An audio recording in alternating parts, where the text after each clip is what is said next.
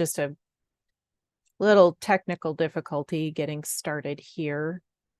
But I am here with Jacob Laya. Am I saying that right, Jacob? Yes, it's Jacob. In Okay. English, typically is spelled Jacobo, Yeah. as Okay. Jacobo in Spanish. Yeah. Okay. Um, and I am Tanja Rouintree, Christian marriage and parenting coach, and with faithfulfamilycoaching.com. And Jacob, I will let you introduce yourself. Good afternoon, everybody. Here, I'm Jacob here. Uh, Thank you, Tanya, for the invitation here to participate in faithful family coaching. I'm glad to be here. And also a little bit about myself. I was born in Philadelphia, raised in Venezuela. I'm a 20-year Navy veteran here. And on August 26th, I'll, I'll be celebrating 25 years in marriage with my wife, Mackerly. We have 4 kids, and grateful to be in this journey here in our marriage. Journeying is can't say it's been like all sweet and honey. It's a roller coaster ride. I'm pretty sure it's for every one of us, but I'm hopefully what Tanya and I can share today will be able to you'll be able to use for yourself in your journey. That's exactly right. That's the whole point. All right. Thank you, Jacob. Um, okay. So, what we're going to do here is talk about the ways that we talk about money, the ways that we think about money, and some of the things that we can do to move past conflict over money and actually have constructive conversations around money that help us in our financial stewardship, in our marriages with our finances. So I wanted to talk a little bit about some of the ways we kind of trip over the issue of money in marriage. And a lot of this can be differences in how we were raised and how our parents talked about money and the ways that they managed their money. All of that gets passed down. Lots of it can be very positive, lots of it can be very unhelpful. So, Jacob, in your experience, what are some of the cultural or generational issues that can affect the way that we manage money? Thank you, Tanya. Well, money's been a very touchy subject throughout my life. Obviously, as we're younger, we didn't need much um used it the way we're supposed to be using it because no one taught us about the value of money and everything. They just simply, hey, you got to get a job, earn your money if you want to get things, if you want to buy things. That's basically, the custom way that we've always done it in our past time. But as we grow older, as we gain experience and everything, we have to see it, and it's a tool that can grant us a passage, our way in this life, you know uh because we have culturals, as you said. We also have uh educational parts, and we have generational views that we have to go through, and sadly for me, I came to realize those so late in my life. Have I known that now, what I knew back what I sorry if I would have known what I knew back then, what I know now, oh man, I cannot Mhm. I cannot even imagine where I would be right now. But I'm grateful Mhm. to God because I've been able to, even with what I've learned, I've been able to put it to use and makes the best fruits from it. So, but Mhm. yes, cultures, uh, the way we think and how we use our money is very, very important for our success in this life. Yes, I couldn't agree more. And boy, isn't it true for all of us once we have several decades of adulthood under our lives, to look back and say, oh, I wish I knew then what I knew now. That And is so true. There are very few people who do not have a reason to say that. Yeah. So, specifically, um, I know one of the generational mindsets around money that I experienced growing up was it, just an attitude of, spend it as soon as you make it, on, from one parent. And then another parent was, more into budgeting, but still had trouble saying no, to their own wants and desires. So I wanted to do better, but I didn't have a lot of the tools that I needed. And so I kind of flailed around early in marriage, managing money. And so, that was kind of a specific generational thing, familial thing, it's a family culture thing. And so what are some other types of scenarios that you see in your financial ministry, that maybe are cultural or generational? Well, as you said, not just between parents, but also in our cultures, having been raised in Venezuela, the culture over there, you'll see the social status is so different between and the what you call it, the inequalities between the poor and the rich are Mm-hmm. so vast when you come in. Why? Because of the education that we have. You easily go back to where how our parents lived, and unless we meet other people who are making more or use their money in a different way, we unless we come across that path, we tend to follow the same path that our parents used until something happens in our Mm-hmm. life. Either we get educated or we come across someone who knows more about and we get inspired by it and everything. Friends and family who have other um worlds, and then, hey, I get inspired for it. It's not being about jealous or being envious of the other person, because sometimes those things are needed for you to get inspired for it, because Mm. you're never gonna cross it, especially if you're in a third world country like our here in the United Yeah. States. You have so much. We're in the land of opportunity, of freedom, and to do so much, and we take for granted what we have over here. And it's like, hey, yeah, if you have so much here, there shouldn't be a proportion. But it's because of Mm-hmm. our our level of ignorance sometimes doesn't allow us to educate ourselves or think, hey, I can't do that because I'm not educated enough. I can't go, I haven't gone to college or Mm-hmm. anything like that. Like when we start putting limits on ourselves, that's when things start happening bad to us. Whereas if when you have so much freedom here, you shouldn't be putting limits to yourself. There are obstacles and there are limits. Obstacles can be overcome. Mm-hmm. Limits are things that we put on ourselves that say, oh, I can't do it. But those don't exist because it's just limitations we put on ourselves. Yeah, oh, that is such a good point. And that is, that's something that we work with in coaching is the limits that we put on ourselves, or self-limiting beliefs. And a lot of times, we're not even aware of those limiting beliefs until we come up against something that makes us examine those beliefs and thoughts. And very often marriage is the ground where that takes place.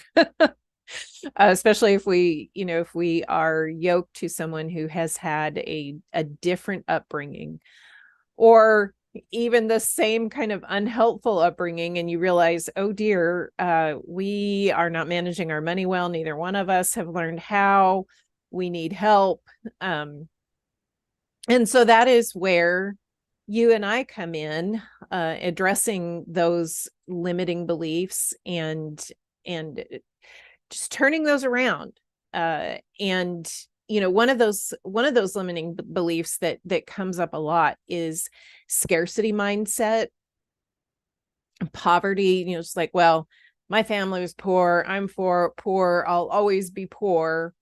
And living like you're poor, regardless of how much money you actually make. Exactly. And yeah. So and another thing that I wanted to bring out that you said, you were talking about, not necessarily, being inspired by people who have done well financially. And you kind of hinted at this, but this is different from coveting. um you when we covet, we want what somebody else has. But when we are inspired by somebody, we're looking at them say and thinking they're doing something different. And I want to learn from them. Correct. I want to know what it is they're doing differently and how I can apply that to my situation. Yeah, So, I came to learn that after about back in 2020, right before COVID and everything. mm-hmm, I had just read the book Rich Dad Poor Dad from Robert Kiyosaki, and little that I realized, when I started analyzing and going back in my steps, and when did I get started? Is little that I know is that, hey, the more I started looking for people or circles that are different than the one I was in, as I started growing, look for circles who had greater influence, people who had greater achievements and everything. When I started going into those circles, little did I know that those circles will eventually affect my line of thinking, affect mm-hmm, how I use my money, how I get myself educated, and how I get myself inspired.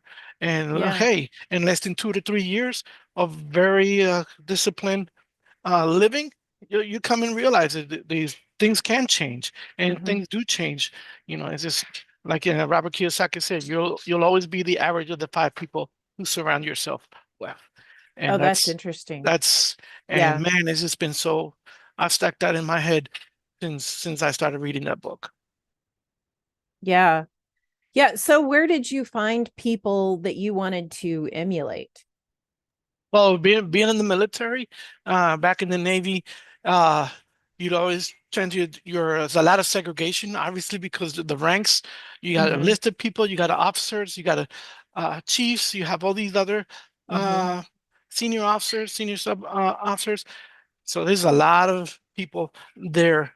So you got to learn. Okay, do I if I stick around with uh, the same ranks, am I going to get learning anything? No. So I started learning. I started just the basic with people going 2 or 3 ranks ahead of me so that mm-hmm, I can start getting their learning from them.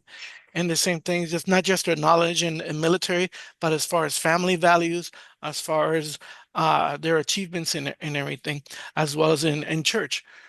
When I started joining, my church was my second home.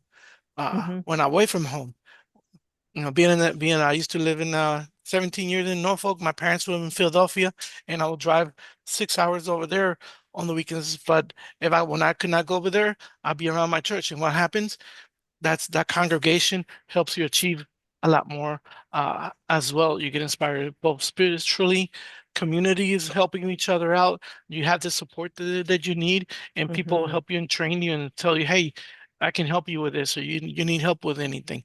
You can find the help that you need there. And like I said, church has been a very part of our me and my wife's life since we got married. mm-hmm. Yeah, that's a great place to find people to inspire you because they share the same values and and recognize that our material blessings come from God. And they're and one attitude that you sometimes run up against in church is that all material things are bad, wanting anything is bad, wanting to save money, that's bad. But it's not. um these are blessings from God that he wants us to enjoy. And no, pursuing wealth for wealth's sake is not really good stewardship, biblical stewardship. But taking what he has given and stewarding it well does result in blessings for us, and blessings that God intends for us to enjoy. And so I Yeah, think that's a really important thing to bring out here because of some of the attitudes about money in the church. Um, that's one of the so things.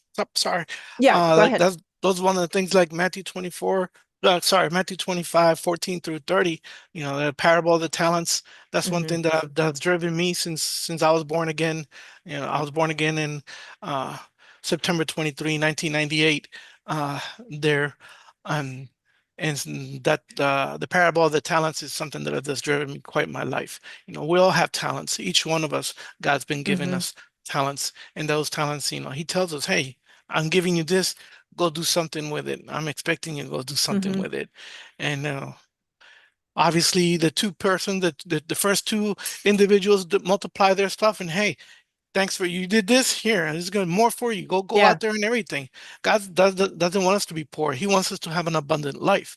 But when you hide yourself, when you put hide your talents, hide your skills, even hide your money, Mm-hmm. from all those things are going to have very bad effects because you're not spreading out the his blessings to onto others there. And obviously, when the master came over and found the person with the one talent, they're like, "Hey, you didn't do anything. There's going to be repercussions." And I Mm-hmm. and I and I live with that. That's one of the big fears that I see. It's like, "Hey, I better not be caught sitting around doing nothing. I got to go Mm-hmm. out there and do something with my life, with my talents that God's Yeah. given me." Yeah. Yeah. And that is a really good transition to the practical advice and tools that we have in store in this webinar. Um, so I would like for you to talk a little bit about debt and investing and the effect that debt has on our future, uh, I guess, financial. What is? I'm trying to think of the word. Um, how does that affect our financial futures as opposed to paying off or staying out of debt and using the money that we would pay toward debt to actually save and invest? Kind of what difference does that make?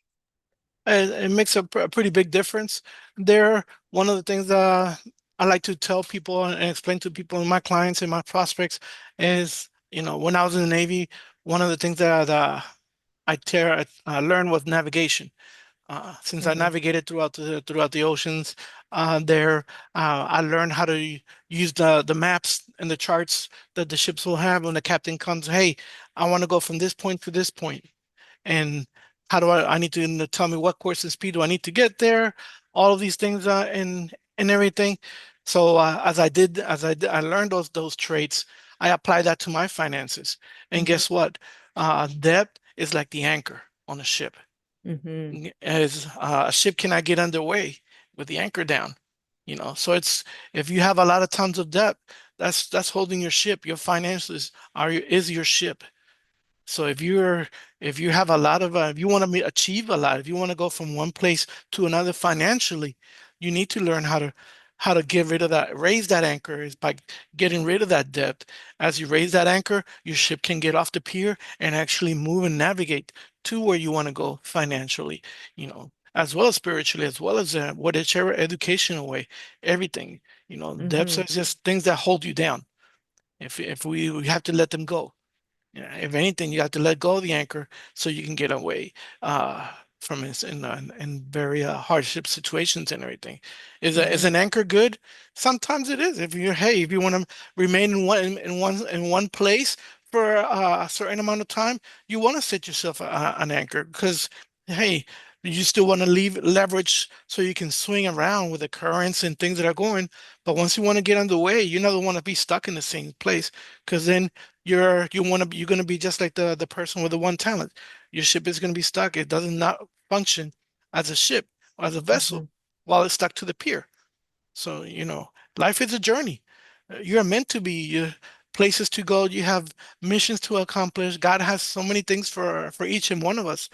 But if we stay stuck in the same spot, we're never going to know them. Yeah. Yeah. That is a really powerful illustration of the effect that debt has on our not just our finances, but our lives in general and our ability to be of use to God. Um, so that's really powerful. So how do how do listeners, if they're struggling under that anchor of debt, what is the best way for them to get out of debt and be released from that bondage? Well, guys, I'm telling you, we're in the day of an age where we have all the information that we need at the palm of our hands. Why is it that we're not using it? You know, if you're Mm-hmm. not using that information, if you don't have that power of that screen to benefit you instead of others, then what are we doing? What are you achieving? Mm-hmm. Uh, I go Dave Ramsey. I got so many other people. Coach Fern from Metanonia. I see individuals who are achieving, who've done accomplished that, and I learned. Okay, let me apply. If they can do it, I can do it. So Mm-hmm. I have taken the situation and applied to it myself. I'm gonna share my screen real quick Okay. and show folks oops, a little example here Okay. of what it is. Just coming from Dave Ramsey, something very typical from all of us. Can you see my screen? Mm-hmm. Okay. Here's a family, is a fictional family, uh, typical family here and sometimes in the US here we have $37,000 in debt, right? All of these credit cards, all of these loans, some are revolving loans, and some of our non-revolving loans. All these terms we need to get ourselves educated on and we have the information in hand. Get yourself instead of doing TikToking and memes, get yourself that information and start learning about these things because it's going to benefit you. As you see, the balance for them is $37,000 in debt. All these various, an average interest rate of about 12% almost there, and they're paying, whatever earnings there are jointly together, they're paying out of their income, they're paying $1,100 a month on just to get the minimum payments for all of these debts. Mm-hmm. Okay, if they started in 2019. In order to pay this off, they're going to get it paid off by 2085 Mm. Wow. if you just pay the bare minimum on each of one of these. So I love what Dave Ramsey showed us right there. You do the snowball effect. Okay. Here's, like I said, then the individuals will get paid that off. They'll be 102 years old Mm. and they will have paid $59,000 in interest. And it will take them 68 years and 1 month to pay that off. Wow. Okay. And that's paying $1,100 a month. Mm-hmm. Okay. So what happens? Let's change that right now and let's organize ourselves. Let's find out you can either do it by interest rates or by minimum balance. I prefer minimum balance. Get to find the whatever depth you have, that's the minimum, the smallest depth that you have out of all of them, and pay that off first. And then as soon as you start paying that off, take the minimum balance that you were paying that month on that account and add it to your next one and add it to the next one. And same thing. Keep paying the same minimum for all the other ones, and then take the minimum payment for the previous one, add it to the next highest one, and start paying that off until you pay that second one. And once you pay that second account, add both of those two and add them to your next one, and so forth and so forth. So you're not adding any extra payments. You're using the same $1,100 to pay uh, that debt, but you're just changing the way you're going about it. Okay. So you're still paying $1,100.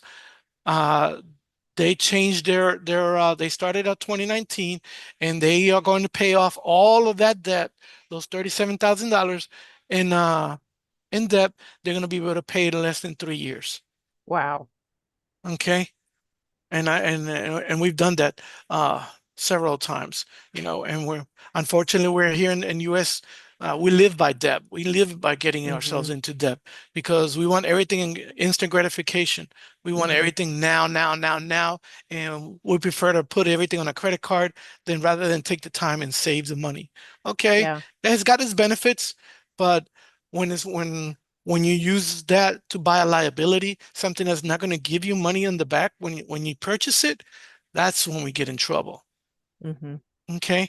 The individuals here will save $48,000 from by using this methodology uh and interest payments there. Wow.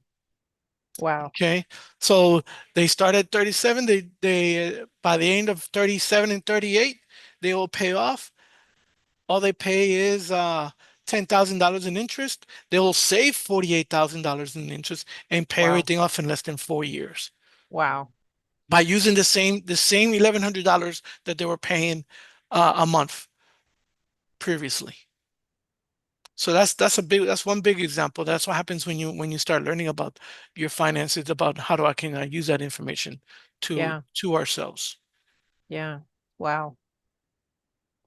Yeah.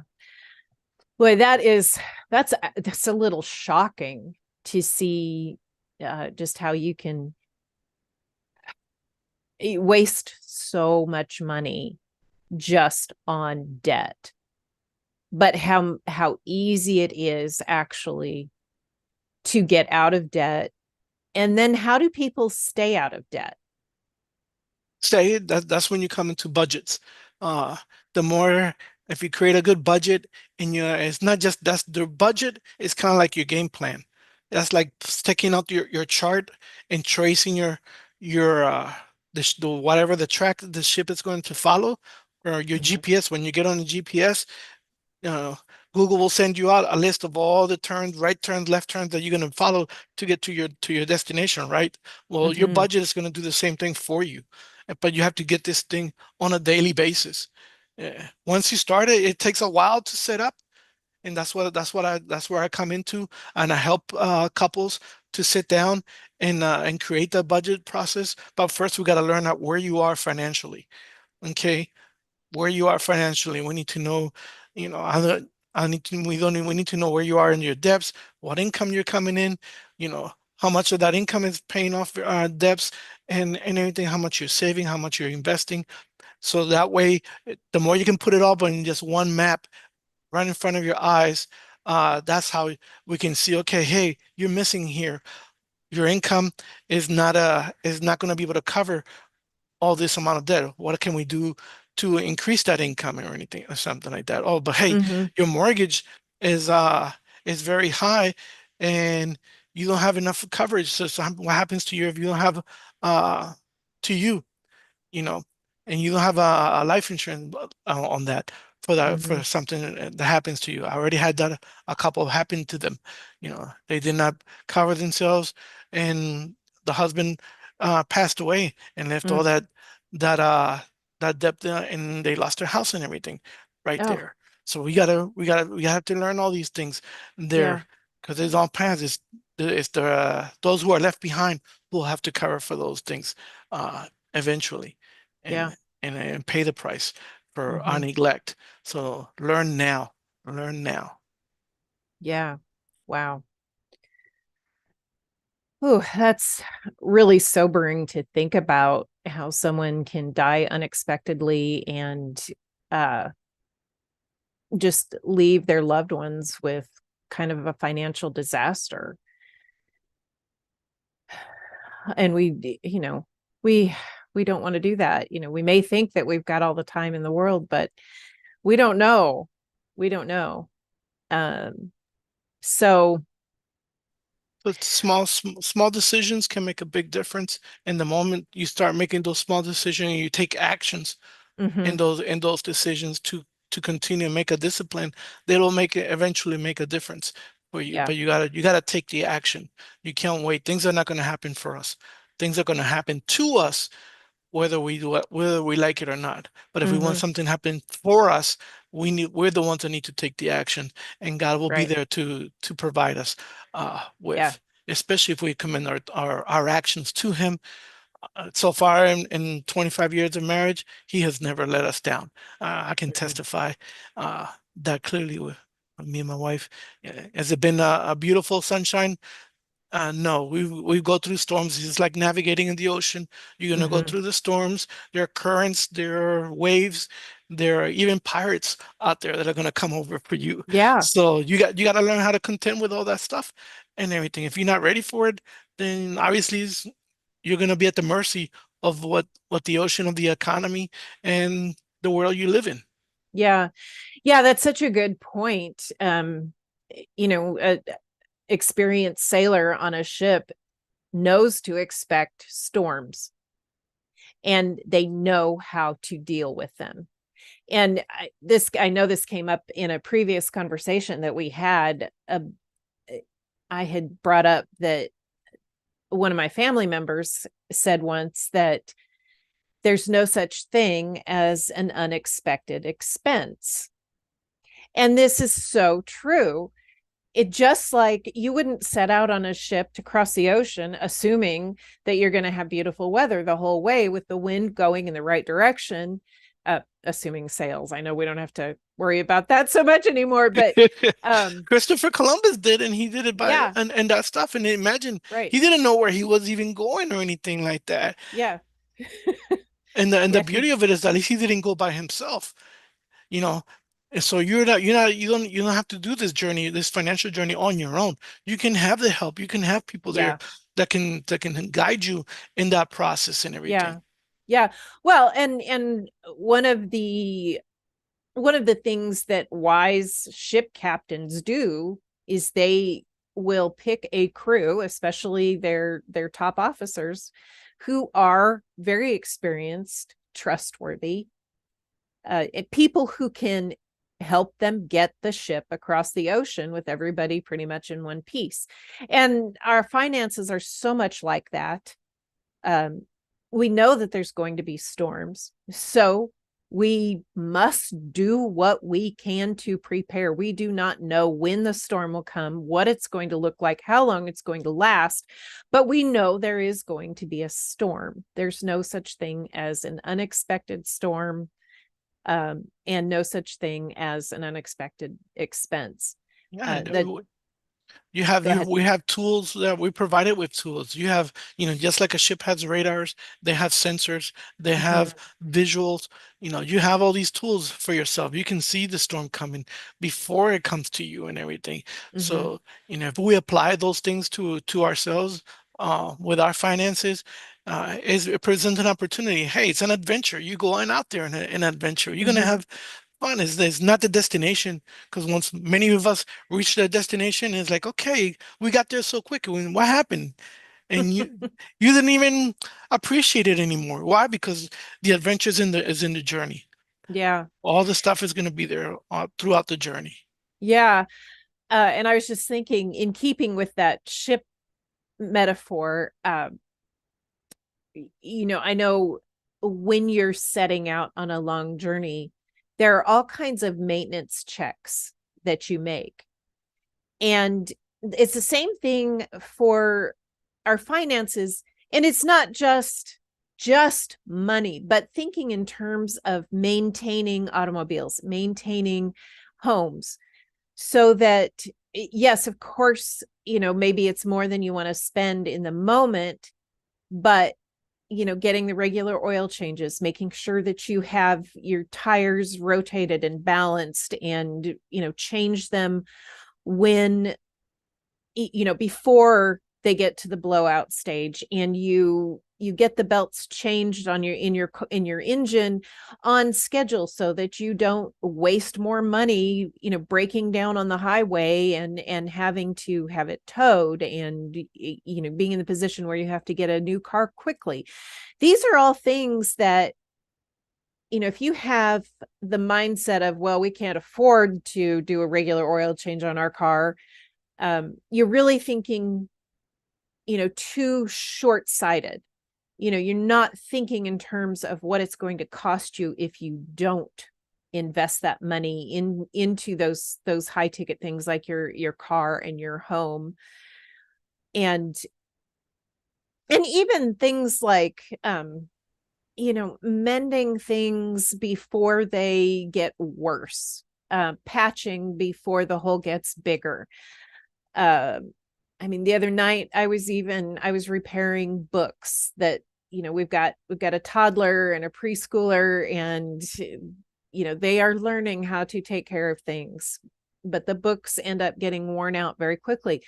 But because I invested in an $8 roll of book tape, I'm making those things last longer, protecting that investment of books so that the children can enjoy them longer.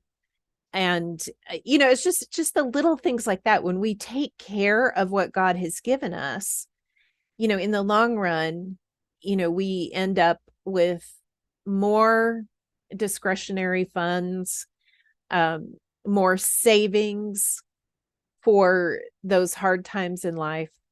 Um, so it's very much like, when you're setting out on a journey, and even during the journey, if you notice, oh, this, this engine is making a strange sound, let's call the mechanic and figure out what's behind that, so that we don't break down and get stalled in the middle of the ocean, and rely on somebody to come to the rescue, taking care of those issues as they come up. Okay, I've just Yeah.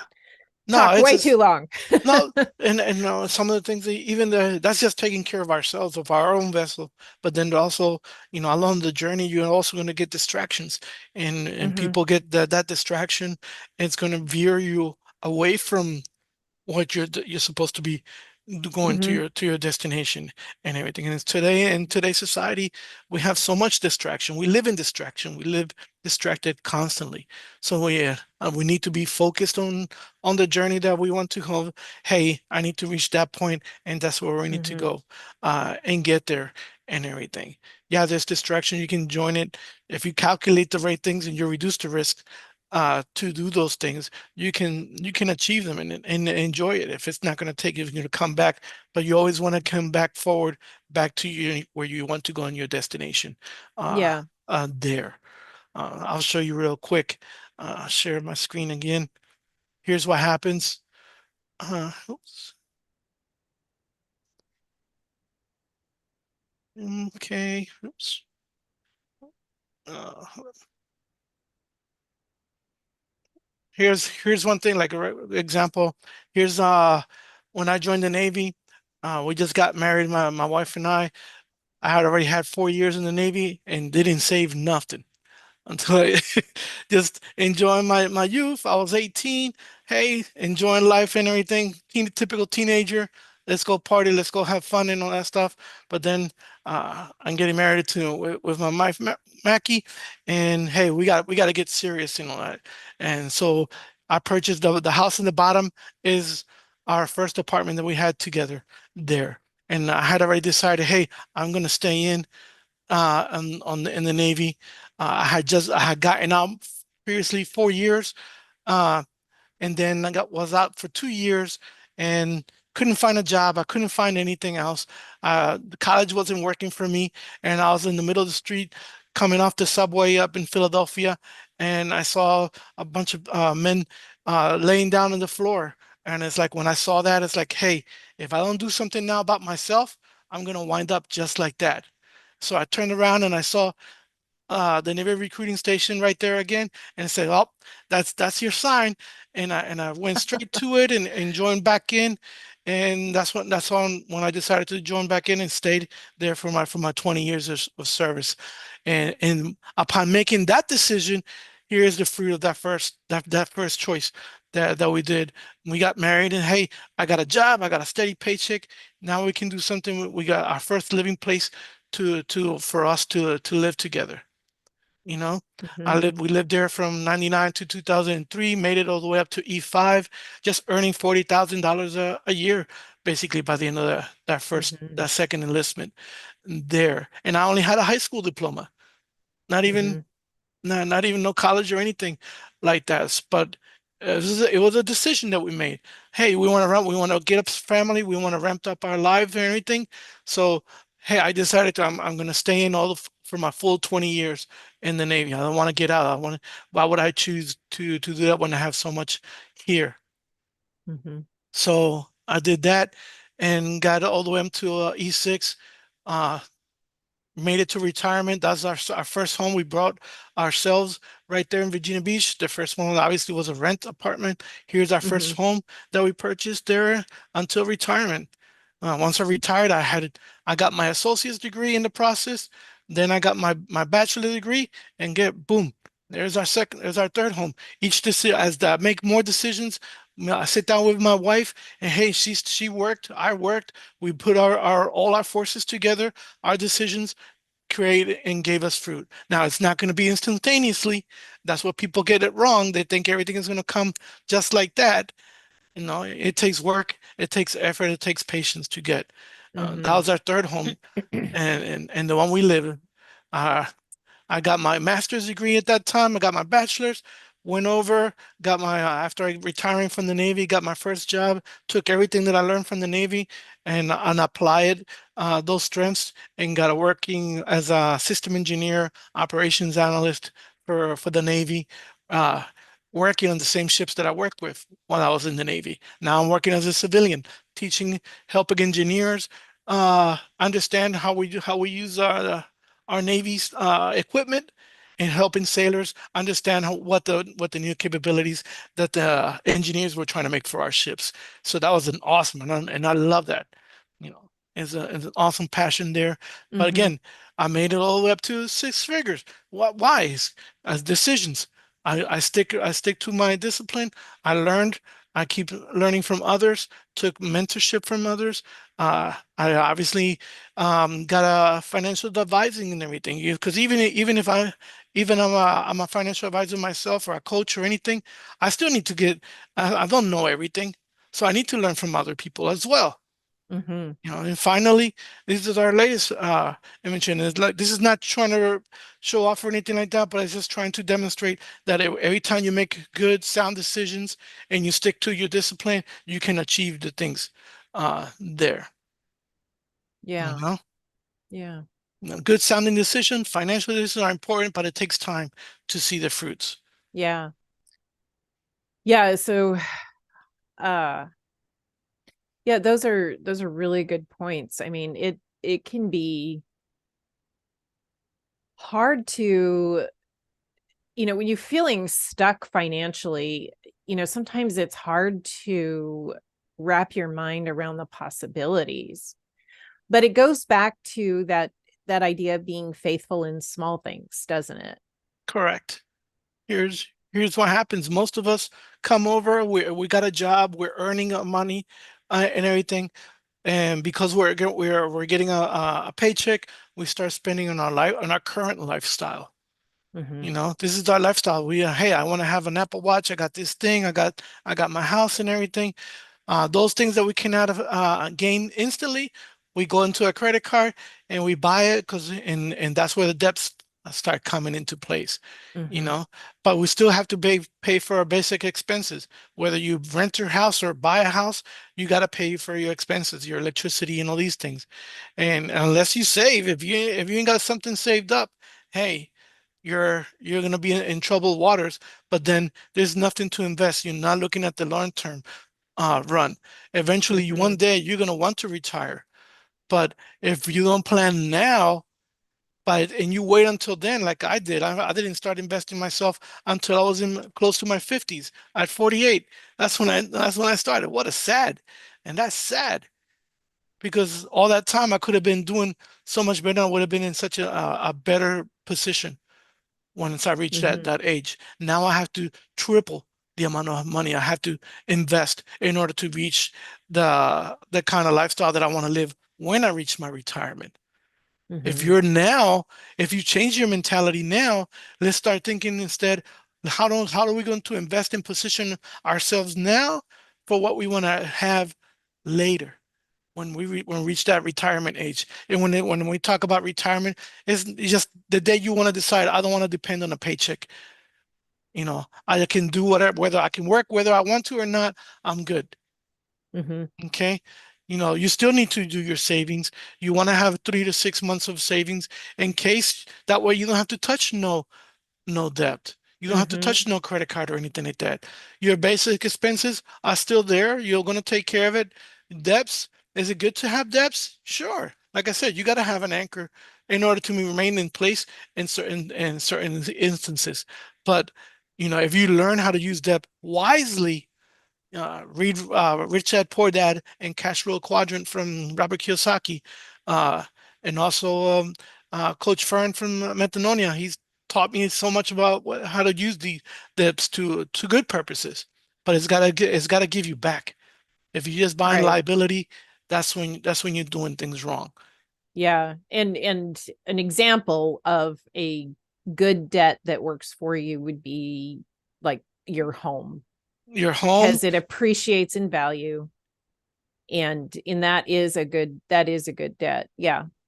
Keep in the debt. I did one thing that I got myself in debt was buying a camera. Why? Because now when I joined the Navy, I wanted to become. I knew I was going to go travel the world, so I invested on that. Hey, little Hmm. did I know, in the middle of that, I became a professional photographer. And Hmm. now we got 17 years. Me and my wife been running Jack and Mac Photography for 17 years, taking care of weddings and corporate events and all that stuff right there. So we got obviously I didn't have the money to buy the camera then, but then Hmm. I used my credit card, bam. But I knew I set up before I brought that camera. I set up a plan and how am I going to use that camera? How am I going to use that system? Create a business that is going to produce me so I can pay that off. In less than Yeah. less than a year, I had the camera triple paid and all that stuff, and I had made money because of that and everything. So it's Yeah. how you use those. Those are the kinds of depth that you want to get yourself into. Right. Even getting a mentorship program. If you're gonna go to a class, sometimes you go to these classes. I invested in Darren Hardy's Hero's Journey. Darren Hardy's a very successful author. He's the author of the Compound Effect, and I did the Hero's Journey, and man, I was 6 months there. It was a very expensive, but it taught me so much, Hmm. and I learned how to tell the difference between how each generation thinks and how each generation uses what they have on it. Because we're living the first time where we have three different generations working in the workforce, and each Hmm. one thinks differently and everything. So man, Yeah. that was just a powerful tool that I'm now able to get fruits from there. Yeah. Yeah. Yeah. Um, Investing in ourselves, Correct. education, and of course the student loan situation that can really backfire. But there are there are things that we can do to invest in ourselves that, short of taking on, catastrophic debt through student loans, that can really pay off. I mean, like doing things small, like investing in equipment that will help us make money. That's Correct. Yeah, those are really good points. And Um, then, hmm yeah, so we'll want to start kind of bringing this to a close. So, uh, what tools do you want our audience to know about, and where, somebody who's got some debt, wants to do better, maybe learn how to budget, get out of debt, maybe figure out a side hustle. What advice would you give those people? uh, let me just make sure that I'm on. Can you hear me? Okay. Yep. All right. So here's an example. Here's one of the things that I do. That's why I started on 2019, actually 20 in August of 2020, I lost my job at the Missile Defense Agency. You know, problems there and everything, but I was at the top of my career, and that's when I learned, and hey, I need to do something different, and that's when I started my financial compass. There, I created this company to help educate people because I was learning myself, and since then I'm learning from all different sources and trying to bring those to share it with everybody. And one of the things that I come across is just learning about getting an asset map. Here you have I sit down with couples and hey, let's have a conversation. How do you see your lifestyle? How do you see your living right now? Where are you currently? And where do you want to be in the future? And we sit down and we go through this process there, and we determine, and you can see here in the map, here's mom and dad working hard, doing a typical family in these days. And hey, how am I gonna work through this stuff? And as I set up the initial uh, consultations, we sit down and we get where you are. Then we also do a consultation to, hey, where you want to be, and we lay that track. And then after that, once we have that, we get a bearing of as to where we want to go. Then I come over and show them tools that I've used and that are available for everybody. Here, these are all different kinds of tools that are instruments that we can use to get ourselves monitor our budgets and everything.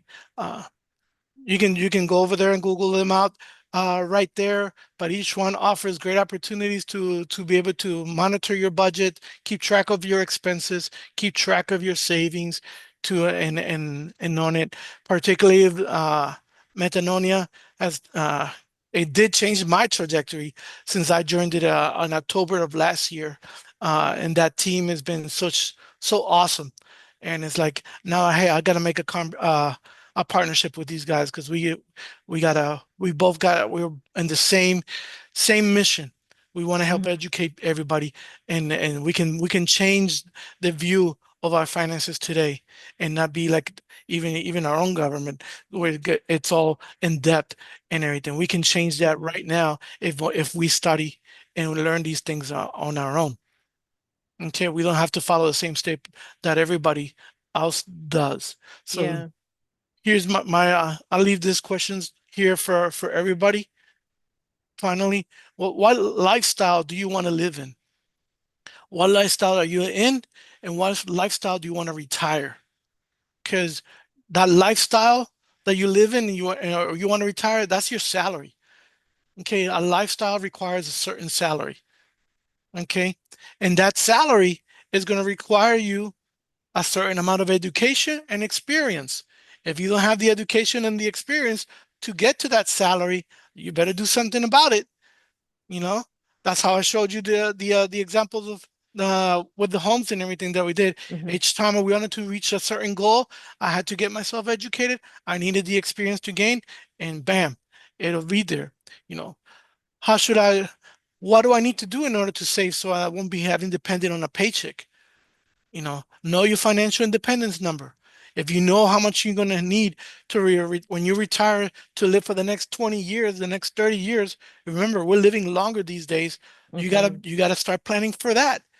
And don't wait until later because that's going to bite you uh like it did to me. Hmm. And finally, get it out of debt faster. Get a debt plan. I can sit down with you if with any individuals and couples to create a plan to get out of debt and then set up a date. Okay, by this date we'll get out of it. And finally, protect yourself. This is the key thing because, like you said, if we don't know what's going to happen tomorrow to us, even in the next minute, Hmm. so if we need to protect ourselves and protect our family, it's not just about whether they lose you as a person, but they're also going to lose that income. If your Yeah. family depends on that income that you produce, if you're the main source of that income, like I am, I need I need to protect my family, Hmm.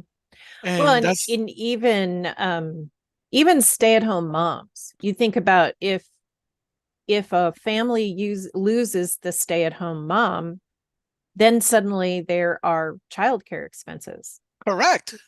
And Correct. so even having life insurance for a stay-at-home mom is really important Is because what are you going to do while those children need care?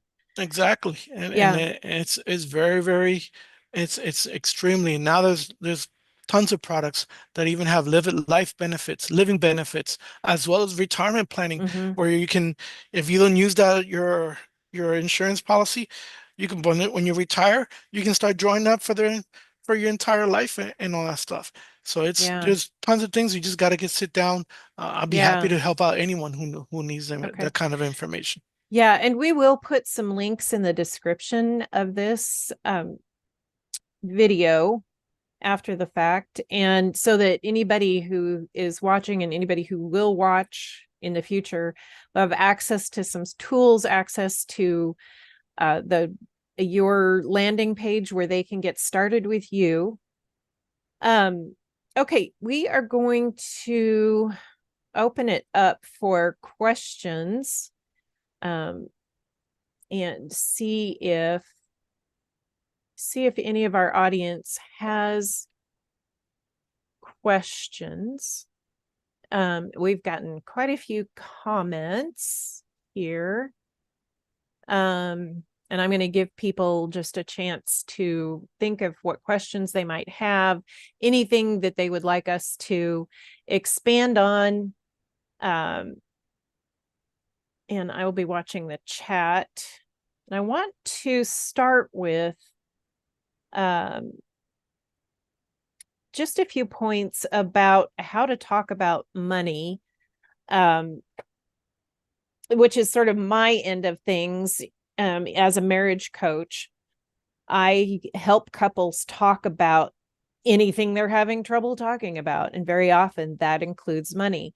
So one of the main things is to have the conversation before there's a crisis. Have the conversation before you ever get married. Find out how the other person thinks about money and what your common goals are. It's so important to start with priorities and values.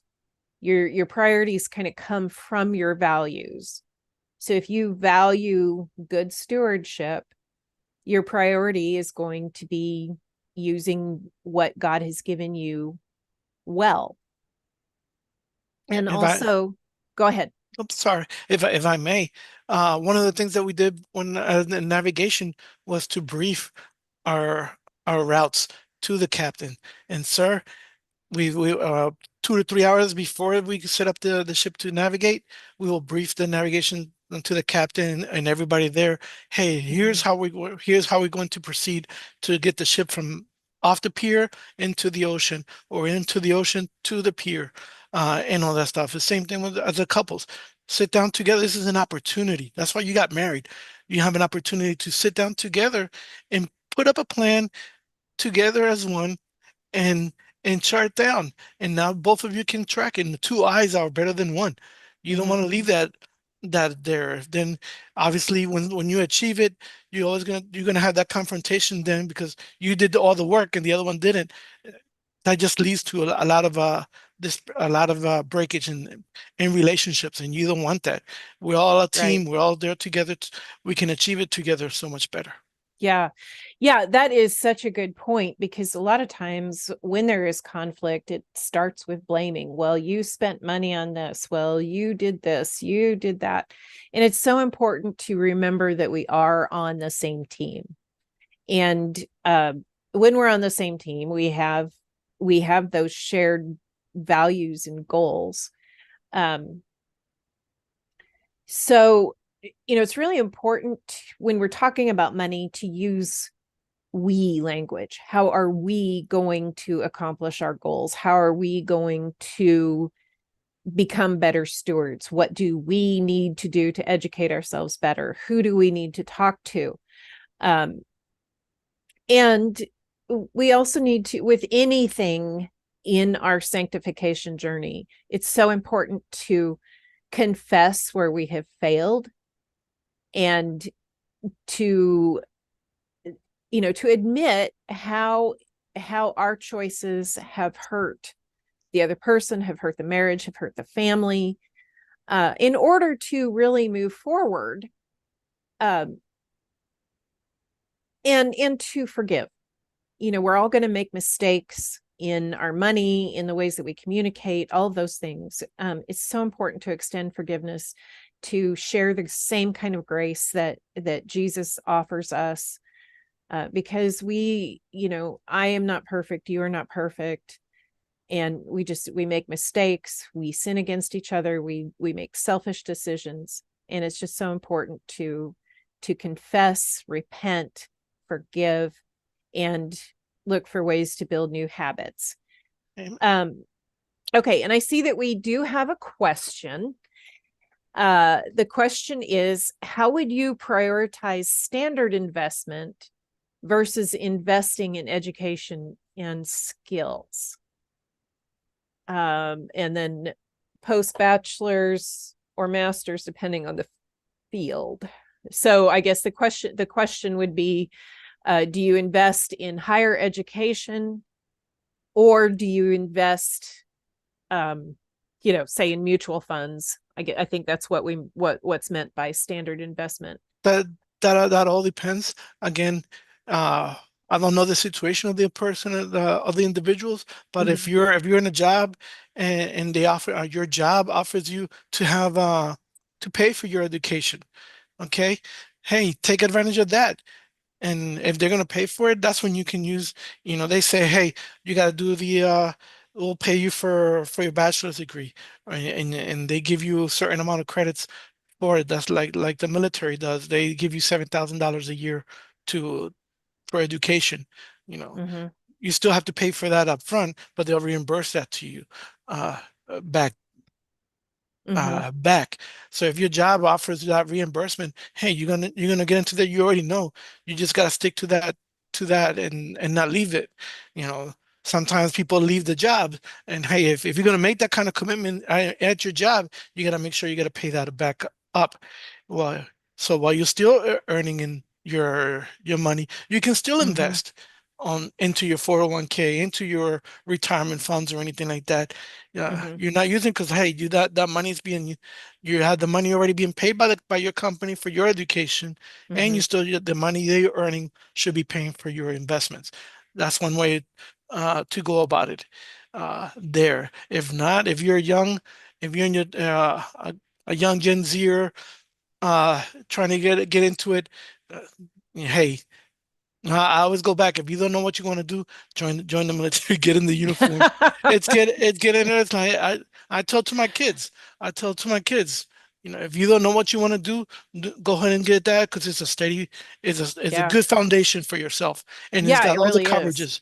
It gives you all the Yeah. coverages that you need, both health wise Mm-hmm. and everything. I mean, what else can you serve your country at the same time as doing those things? I'll always promote that being a veteran.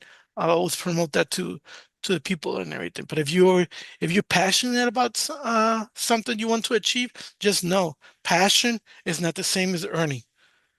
If Yeah. you're if you're if you want to earn, you got to find something that's going to give you the earnings to a lifestyle you want to have. Now, if you're passionate, like I'm passionate about astronomy, I love astronomy, Mm-hmm. but I knew that will take me. I need to, in order to make the lifestyle to have that will take me Mm-hmm. 15 to 20 years with a doctor's degree in astronomy because there ain't no Mm-hmm. job in astronomy that's going to Yeah. give me that kind of income. Yeah. Yeah. Yeah, that's a really good point. Um, yeah, very good point. Let's see. And let's see, one of the comments that we got is discipline is one of the greatest investments. So that's there, that kind of speaks to the point that there are ways to invest other than with money. And investing in self-discipline goes very well Very with well. financial stewardship. I think that is a great point. Yeah. Okay, let's address a couple other questions. Um, let's see. What would you say to somebody who say a couple whose financial goals are not aligned because they see money differently? How would you advise them? Well, I'll give you my example between me and my wife. Uh, she's I'm a progressive person. I don't like to stay in the same spot. I like to be able to progress because I believe if I stay in the same thing, I'm gonna be like that one guy in the talent. My wife, on the other hand, she she enjoys being the steadiness and everything. Mm-hmm. She doesn't require a lot of things to make herself be happy and everything. Like, hey, I like to travel and we like to do all these things, but all that stuff costs money. And I told her, well, Yeah. if you want to achieve something here in this life, everything requires money. So we need to think about our money. We need to think about our earnings. And if you want a certain house in a certain place in a certain with a certain things, everything costs money. So you need the Mhm. money. It's not about it's not about trying to get filthy rich. It's about gaining the wealth to live the lifestyle you want to live in. And that should be our goal. If your blessings keep on coming to you, use that to give back to the community, give back to you want to help out. My wife loves to help the community and give up. But if we start touching our money from our savings accounts to Mhm. help others, then we get ourselves into trouble. So like, hey, Yeah. we gotta find out how we're gonna do it. We gotta use other means, create businesses that'll help us create the extra income Mhm. so that we can use that extra income to pay for those things there without affecting us. As though when you go in an airplane, what's the first thing they tell you? You know, when the airplane, the mask comes down, what's the first thing they Mhm. tell you? You got to look out for yourself first, Yeah. then take care of it. Is it mean selfishness? No, obviously God wants us to help each other. But if I die, I can't help anybody. If then that's one thing we need to Mhm. look out to ourselves. Yeah. Yeah, I think it's also really important to find out what two people can agree on. Maybe they don't maybe they don't agree necessarily on how to get there, but if there's some kind of point of agreement, that can be a starting point for conversations about how to move forward. And for example, I mean, if it's important to both you and your wife to be able to help other people, um that's a good starting point. Well, how do we make that happen? Do we do we sell some things so that we can give to others? Do we create more income somehow with a side hustle so that we have a little bit more money to be able to give to people? How much are we going to give? How do we budget that with what we've got? Making that part of a budget so it doesn't become just an emotional decision. Um, your heartstrings get pulled by somebody who's on a street corner with their little kids, and clearly they're homeless, and you want to do something for them, and that tugs at your heart. Well, if you agree, yes, we want to help people, but we are going to help people under these circumstances up to this amount, and or we're not going to give them money, we'll give them food, or something like that, where you can start with the agreement. Yes, we want to help people. Let's talk about how we can help people without hurting ourselves and without hurting them as well. Correct. Giving help that is actually helpful. Um, One thing I learned is like don't just give them the fish. Teach them how to use the rod in order to right. learn, so they can learn how to fish Yeah. and everything, and feed for themselves. Because Yeah. I had that happen to me many times. You feel sorry, but then they use those funds to continue to do their own bad habits and everything. Right. So the cycle continues. So it's really not. Try to focus first of all, what is it that you want to achieve? Is it Yeah. something that because you feel it or because what they're doing? Yeah. Yeah. Yeah. That's a really good point. And we can invest in other people when we have taken care of ourselves. We can invest in other people and be that person who can teach them how to use a rod, so to speak, Mhm. so that they can take better care of themselves. And that adds um so much dignity to the person in need, if we can leverage our own resources to extend a hand to help people up, not through just giveaways, but through actually investing in them, in their skills, and even helping them think differently about money and what they do have. Just like you're doing. Um, you're obviously not working with people who are just destitute. You're working with people with some resources. Uh, but you're also helping them think differently about what they have. Even they think they don't have enough, but you can show them how They to do. think differently. Yeah. Yeah, exactly. And Yeah. that's just one of the ways and everything. Is like, hey, God's it's my way of giving back. God blessed our family in many ways. It's only just one way for us to give back. It doesn't have to be like for money. I don't even charge for the consultations or anything like that Mm-hmm. because it's I don't feel it's right to do that because it's hey, it's just knowledge, and knowledge is meant to be shared, and that. Well, whatever comes, it'll be in God's hands. There, I just want to do my part for what He's done for me and my family. Yeah. Yeah. And, and at the same time, the worker is worthy of the wages as well. Um, this is why, we pay pastors enough that they can take care of their families. Yes, God's word is free, but somebody's got to put in the plumbing and make it all work. Um, Exactly. so, it's not definitely not wrong to be compensated for your knowledge and wisdom and tools that you have to share. But starting with a free consultation, can be so helpful. And we really appreciate that you are offering that ministry to people. So how do people get in touch with you?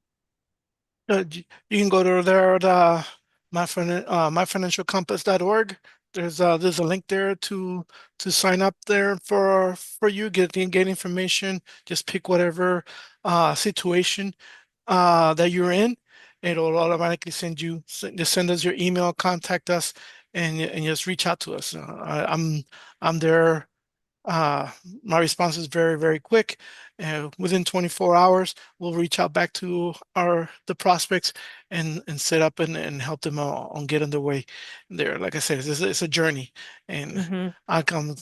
One thing particularly with for ships when they come in and go into ports, there's something called a pilot Mm-hmm. on the ships. They send a pilot to the ship so they can because the captain of that vessel is not familiar with the waters. So they send this guy over there who is familiar with the waters, and all he doesn't control the ship. It's still the captain's ship. He just Mm-hmm. simply tells him, "Hey, if you go in this direction, your ship will be safe. If it's up to the captain to do his own thing, because it's his ship. Same thing with a prospect. It's your vessel, it's your income, it's your whatever you're doing. I can only guide you to where you want to the pier you want to achieve there. Mm-hmm. That's all I offer. Yeah. I love the ship metaphor and going on a journey and having the plan or the chart for getting where you want to go and applying that to our financial journey. I just love that, and I think that is just so helpful when we have images like that to help us think about things. Um, Anyone who has registered for this webinar will be getting the free gift that I am offering, which is a PDF on how to talk about money. It includes Bible verses that talk about money and help us, and some conversation starters to get you on, to kind of set you up for a productive journey uh, in your um, in your financial life, in your marriage. And if you would like more tips about how to have difficult conversations in your marriage, you can join my free Facebook group, Authentic Christian Families. And I am offering something new on my website, faithful faithfulfamilycoaching.com. And I am offering subscriptions to group coaching where you will have an opportunity to join a group coaching session every day of the week, except for Sunday, for just $57 a month. That is a tremendous value. And even if you aren't able to make it to the coaching sessions, the replays will be available, and some of them will be about marriage, some will be about parenting, some will be just on generally how to apply biblical principles to your life. There's also an open Q&A session on Fridays, So this is a tremendous value. If you can't afford to do traditional coaching where you sit down with me with your spouse and we, hash some things out, that's available too. But for most people, a more affordable monthly subscription to be able to join group coaching is going to work really, really well. And I am really excited to be able to offer this. And so I would encourage anybody watching this to check that out at faithfulfamilycoaching.com and click on the communities tab at the top so that you can get started on that as soon as possible and not miss a thing. And so I would also encourage everyone to follow the link to Jacob's financial mapping tool and schedule a call with him. Take advantage of these resources. It's certainly never too soon to start planning your financial future, but it's not too late either. There's a lot that you can do to turn your ship around, get going in the right direction. Any closing thoughts you have, Jacob? No, I just like I said, thank you so much for the opportunity here. This is a good chance to put some seeds out there for everybody. The seeds Mm-hmm. are land. Where they land, check the soil of your heart. Hopefully, if it lands in a good heart, everything's going to come abundantly for you. If you have issues, the good thing about soils is you as an individual, you can change that soil and make it from Mm-hmm. thorny and rocky to something nice that's going to be good soil. And then, if you take action, this is about you. I'm doing my part. I'm coming here to offer my opportunity. Now it's up to the other individuals to come and, hey, come and meet me, and together we can complete your journey. Yeah, yeah, absolutely. Absolutely. Well, one last thing, Jacob. Would you say a prayer for anyone who has been watching and anybody who will be watching? Thank you, Lord Father, for this opportunity that you have given us here. I pray that the light, like a lighthouse, shines your light to guide us to the shores that you need us to go to, or avoid other things that we need to avoid, Father. Let this light come in and